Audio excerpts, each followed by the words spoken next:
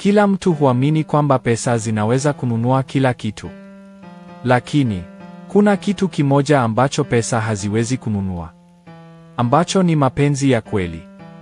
Hii ni simulizi la binti mmoja aliyekulia kwenye familia yenye utajiri mkubwa. Nyumbani kwao hakukuwa na kilichokosekana: magari ya kifahari, nyumba nzuri, biashara kubwa na maisha ya anasa. Vyote vilikuwa sehemu ya maisha yake ya kila siku. Lakini pamoja na utajiri wote huo, moyo wake ulikuwa mtupu. Wanaume wengi waliomfuata hawakuvutiwa na tabia yake wala utu wake. Wengi walivutiwa na pesa alizokuwa nazo. Kila aliyemwamini baadaye aligundua alikuwa akimdanganya. Kila aliyempa nafasi, mwisho wake alikuwa msaliti. Kadiri siku zilivyokwenda, ndivyo alivyozidi kupoteza imani kwamba angeweza kupata mtu ambaye angempenda kwa dhati. Safarini peke yake. Akiwa njiani, ghafla gari lake likaanza kusuasua. Kisha likazima kabisa. Alijaribu kuwasha mara kadhaa, lakini halikukubali. Eneo alilokuwa lilikuwa tulivu sana.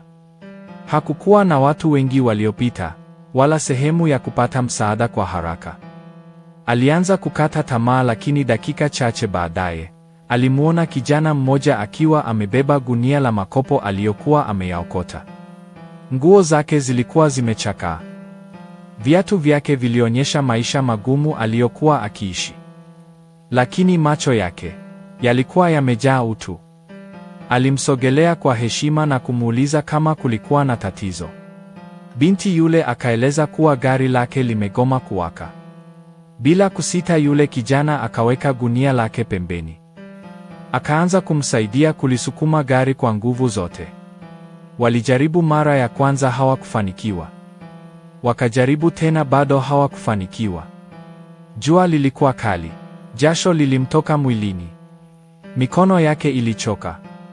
Lakini hakulalamika wala hakusema, hii ni kazi ngumu, niache, nina kazi zangu.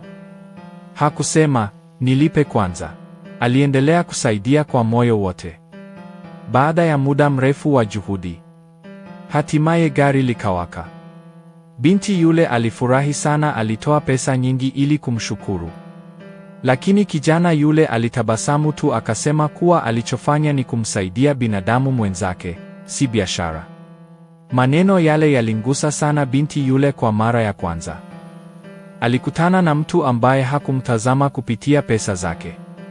Siku zikaendelea kusonga, mawasiliano yao yakaanza kukua siku baada ya siku. Jinsi walivyoendelea kuzungumza, ndivyo binti yule alivyozidi kugundua kuwa kijana yule alikuwa masikini wa mali. Lakini alikuwa tajiri wa moyo, hakupenda uongo, hakupenda kujikweza. Hakuwahi kumwomba pesa, alitamani tu kufanya kazi na kujitegemea. Binti yule akaamua kumsaidia, hakumpa pesa za matumizi tu.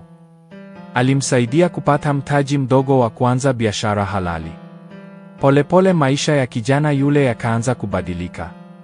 Kutoka kuokota makopo akaanza kufanya biashara iliyomuingizia kipato cha heshima. Lakini hata baada ya maisha yake kubadilika, tabia yake haikubadilika.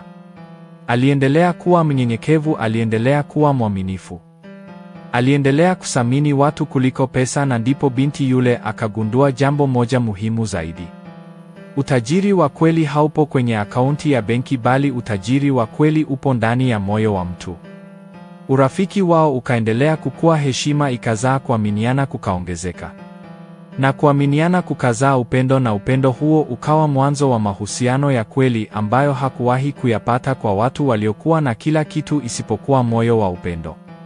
Ndipo alipotambua kwamba wakati mwingine mtu maskini anaweza kuwa na moyo wa thamani kuliko mtu mwenye mali zote dunia.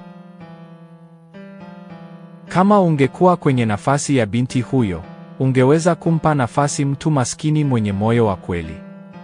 Au ungechagua mwenye pesa nyingi lakini asiye na upendo? Tuambie maoni yako kwenye sehemu ya maoni. Usisahau kupenda video hii na kufuatilia simulizi nyingine zenye mafunzo kama haya.